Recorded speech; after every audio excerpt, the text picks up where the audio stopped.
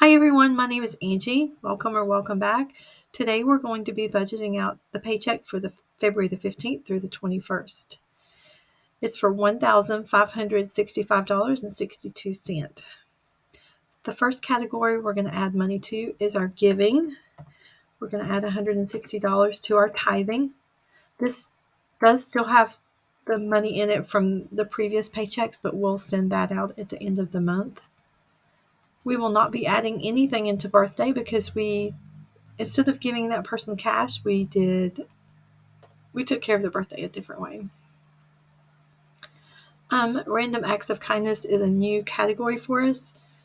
We are going to create a target. So we'll go over here to the right. We're going to do at least $20 per month, and that would be pulled out as cash. And that way, if we want to pay for someone's meal, pay for the person behind us in the drive-thru, we'll have cash to do that, regardless if we're together, my husband and I, or if we're separate. Priority we're going to skip for now, and also month ahead.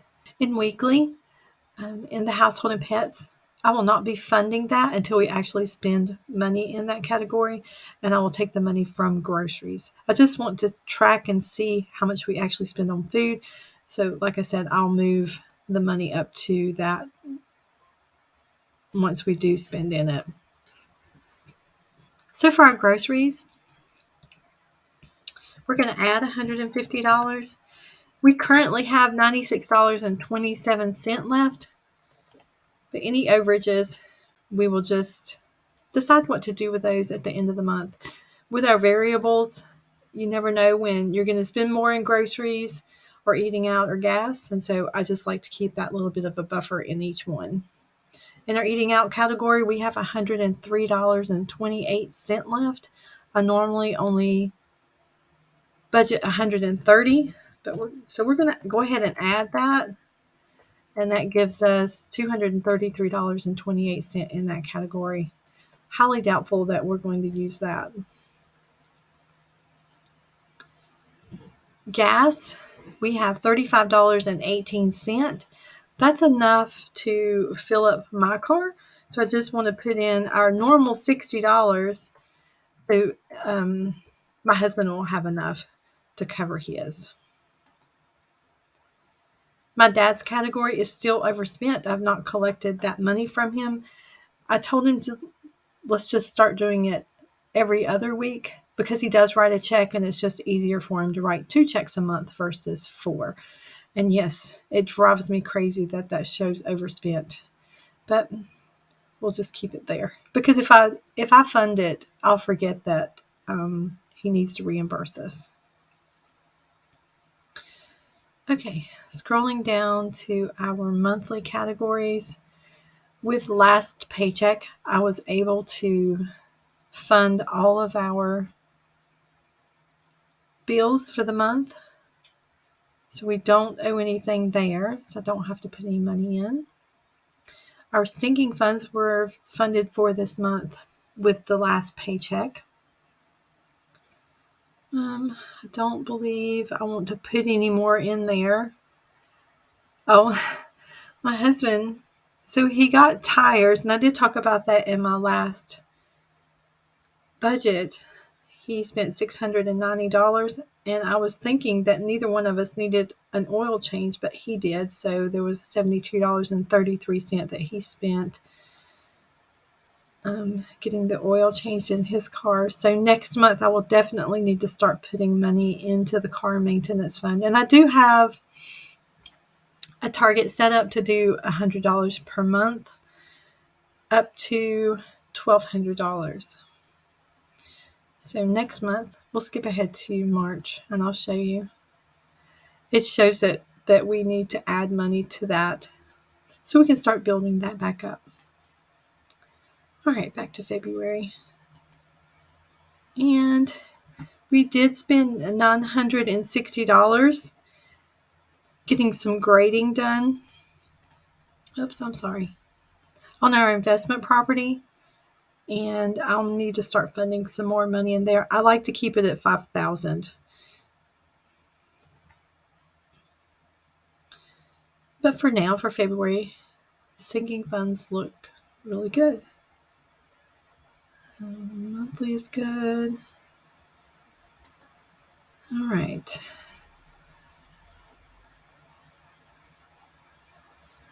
So there's a couple of things I could do with the extra money. It looks like we have $1,065.62. I could go ahead and fund out the rest of groceries and gas, but I believe I'll just wait. I'll be getting a paycheck next week, and I'll just fund those with that paycheck. Let's go back up to our priorities. So, I wanted to share with you, in the mortgage, you'll see that the extra debt payment line has been taken out.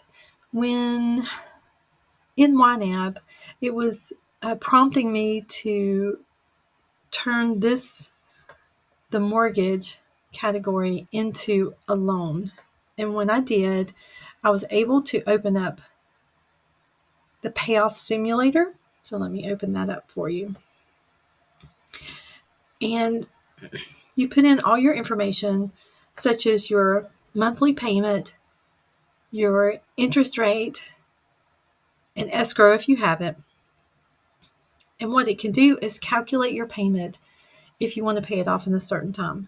So I said that I wanted to pay it off in April 2025, and it came up with the amount that I needed to pay. And then you can also put a one-time payment in February. So it's telling me that I need $814 more in that category so that I can make the extra payment. So let's go ahead and click underfunded right here. It also tells you over here, your monthly target saves you $1,718.19 in interest over the life of your loan. So, yeah, if you have any type of loan, I would highly suggest going into YNAB and playing around with it and just see kind of what you could afford and how quickly you can pay off that loan.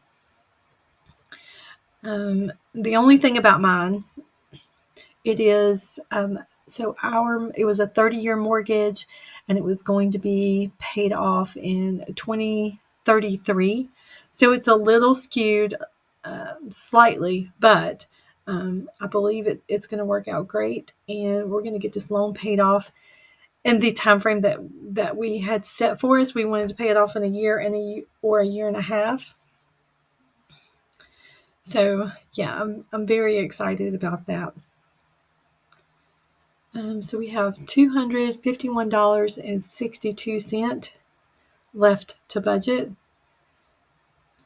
As far as my IRAs, we have only been sending our normal $200, and that is automatic deduction out of our checking account. So $200 for my husband's and $200 for myself. Last year, I just took some out of our emergency fund and fully funded mine because I will retire sooner than my husband.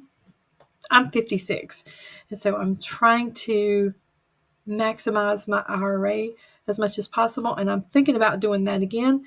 And yeah, so that way I will have that fully funded for the year, and I can always use that $200 to backfill my emergency fund. But right now, let's look at that.